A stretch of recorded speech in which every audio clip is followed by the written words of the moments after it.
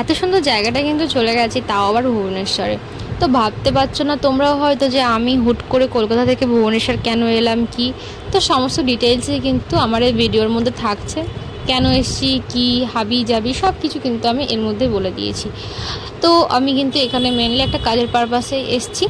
তো সেই সমস্ত এক্সপিরিয়েন্স, প্রত্যেকটা এক্সপিরিয়েন্স তোমাদের সাথে এখন আমি শেয়ার করবো। তো চলো। হ্যালো এভরিওয়ান, কেমন আছো তোমরা সবাই? আশা করছি সবাই খুব ভালো আছো, আর আমি নিজেও খুবই ভালো আছি। তো আমাকে এখন তোমরা দেখতে পাচ্ছ একদম সকাল সকাল কিন্তু আমি বেরিয়ে পড়েছি। আর আমি কিন্তু এখন আর কলকাতাতে নেই, এখন আমি চলে এসেছি ভুবনেশ্বরে। একটা কাজের পারপাসেই আমি এসেছি।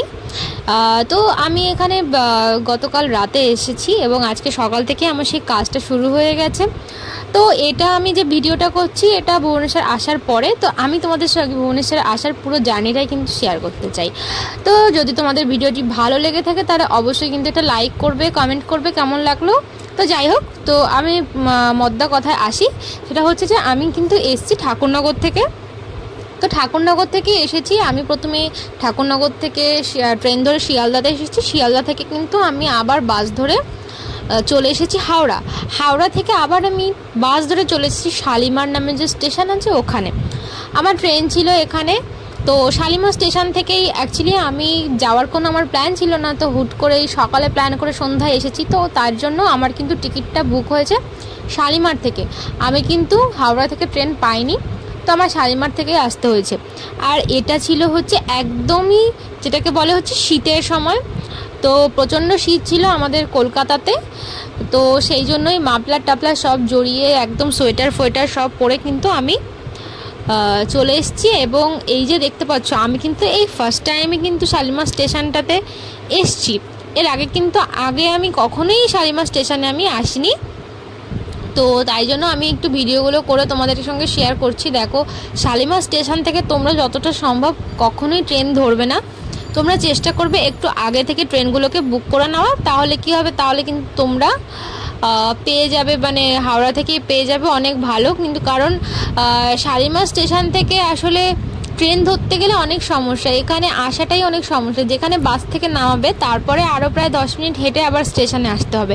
আমি জানি না যে আসলে এখানে আসার জন্য আরও এক্সট্রা কোনো অটো টোটো কিছু পাওয়া যায় কিনা, বাট আমি হেঁটেই এসেছি। আমার সঙ্গে একটা ভাই আছে, ও যাচ্ছে শালিমারে, আমরা একই সঙ্গে কাজে যাচ্ছি, ওর সঙ্গেই আমি যাচ্ছি। যদি না ও যেত তাহলে হয়তো আমার যাওয়াই হতো না।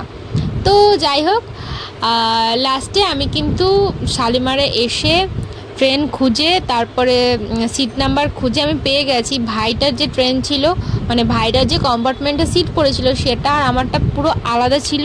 তার জন্য আমরা ডিসাইড করলাম যে ঠিক আছে, আমরা তাহলে একটা সিটের মধ্যে বসে কোনোভাবে চলে যাব। একটা রাতেরই কয়েকটা ঘন্টার ব্যাপার। আর এখানে প্রচুর লোক আছে, তোমরা দেখতে পাচ্ছ সবাই কিন্তু খাওয়া দাওয়ায় খুব ব্যস্ত।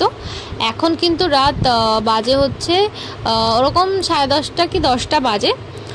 আর তারপরে আমার যে নিচের সিটটা ছিল ওই সিটটা কোনোভাবে ফাঁকা পড়েছিল, হয়তো যার সিট ছিল সে কিন্তু আসেনি, ওই জন্য নিচের সিটটাতে ভাইটা থেকে গেছিলো, ওপরের সিটে আমি ছিলাম।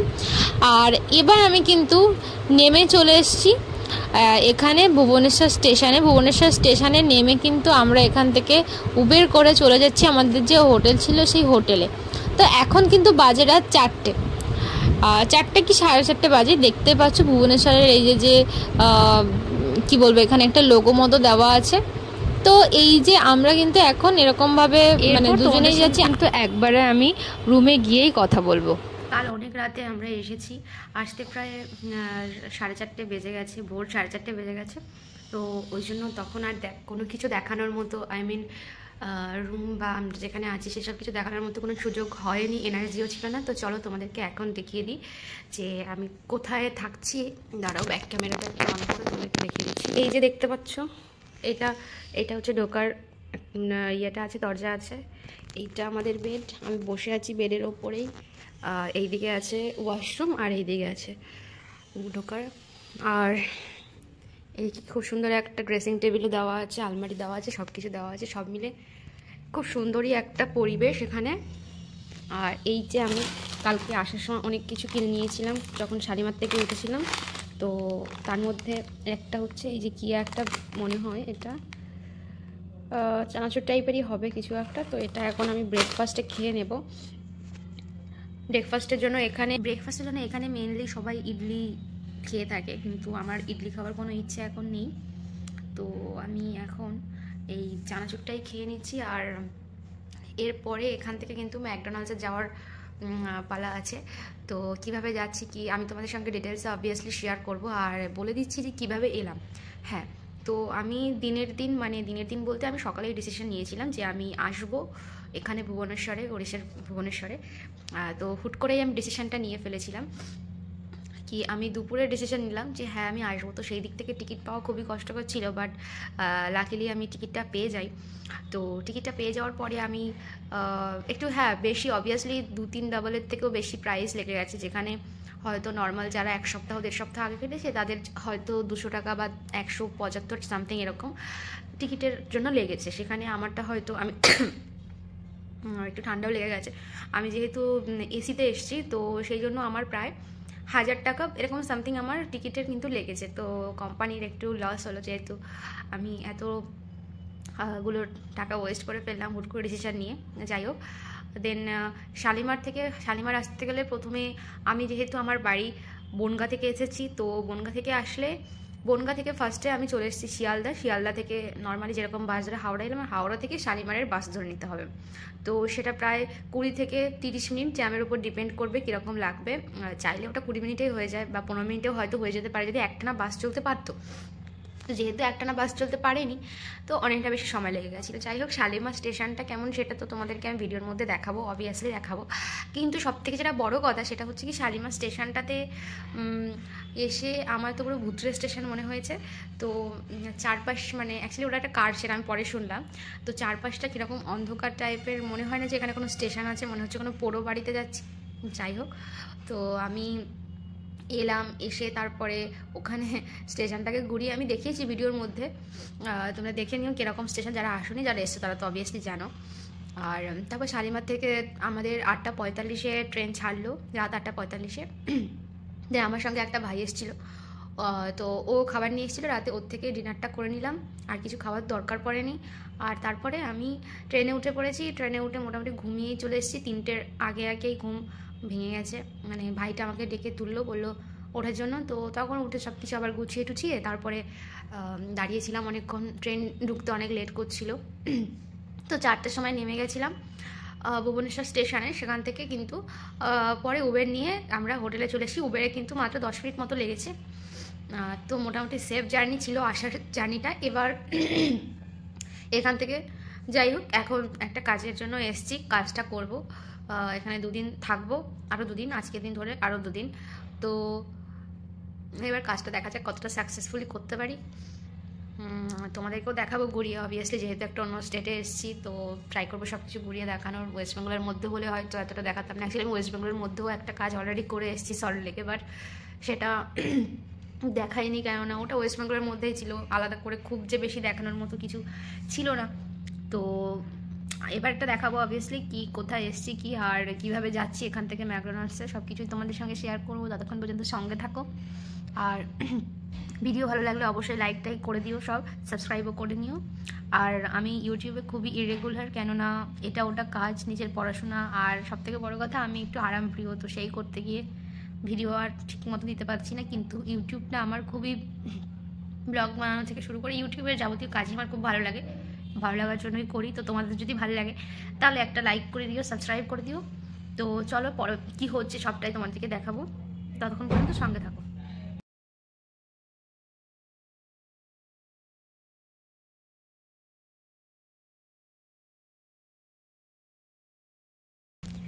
আমি কিন্তু রেডি হয়ে গেছে বেরোনোর জন্য। এখন বাজে 2টো, তো 3টে থেকে কাজ স্টার্ট হবে। এখন বেরোবো, পুরো রেডি হয়ে গেছি, দেখো,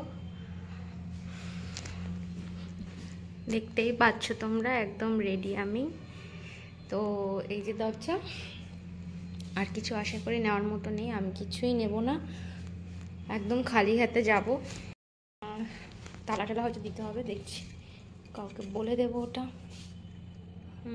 দাঁড়াও, একটু পরে আসছি তোমাদের সাথে।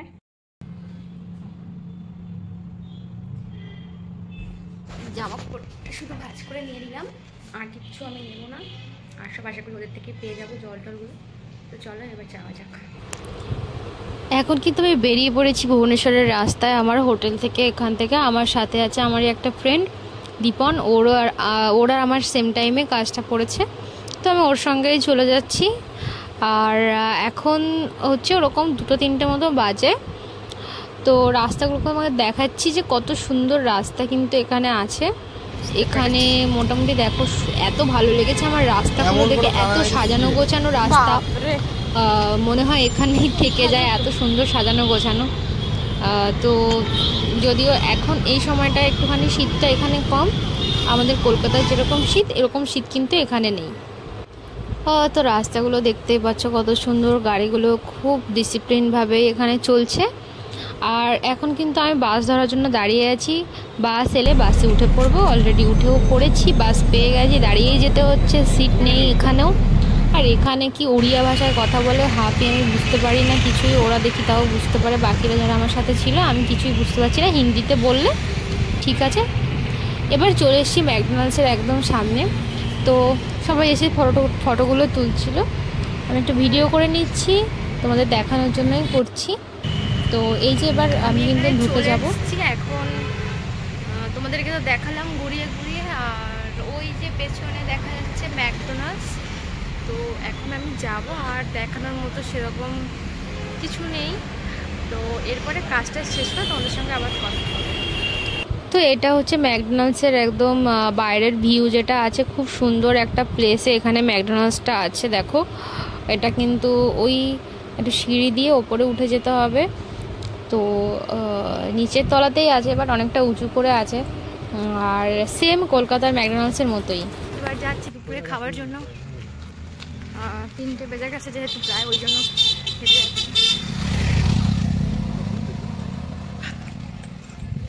পাশে একটা খুব সুন্দর একটা গার্ডেন আছে এই সাইডটা। তো দীপন সামনে হাঁটছে, আমি পেছনে হাঁটছি, ওর সঙ্গে আমি যাচ্ছি। আর এখান থেকে বিরিয়ানি খেতে যাব। বিরিয়ানি ছাড়া এখানে খাওয়ার মতো দুপুরে আর সেরকম কিছু নাহি নেই। তো এই যে এই চলে এসেছি এখানে বিরিয়ানি পয়েন্ট নামে একটা ছোটোখাটো রেস্টুরেন্ট। দীপন গেছে, দেখা যাক কি খাওয়া যায়, তোমাদেরকে দেখাচ্ছি।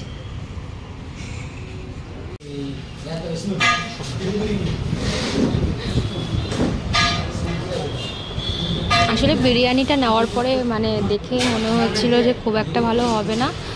তো এই যে বিরিয়ানির সঙ্গে কী সব সাম্বার টাম্বার কী সব দিয়েছে আমি জানি না, আর কী সব চাটনি টাটনি দিয়েছে। তো যাই হোক, এবার এই বিরিয়ানিটা খেয়ে দেখলাম এত বাজে, আমি তো অর্ধেকই খেতে পারিনি, মনে হয় 4-5 চামচ মতো খেয়েছিলাম, আর খেতেই পারিনি।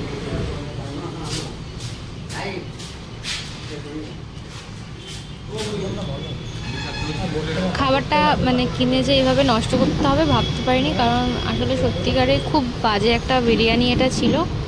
আমার পক্ষে খাওয়া সম্ভব হয়নি, এতটা বিরিয়ানি আমি নষ্ট করছি, আমার খুব খারাপ লাগছে। এমনিতেই খাবার আমার নষ্ট করতে খারাপই লাগে। তো এই যে এবার কিন্তু কাজের ফাঁকে বলতে পারো বসেই আছি। আর এখন এই আমাদের একটা ব্যাচও আছে এখানে, ব্যাচটা আমি করে নিচ্ছি, কিছুক্ষণ পরে আবার কাজ স্টার্ট হবে।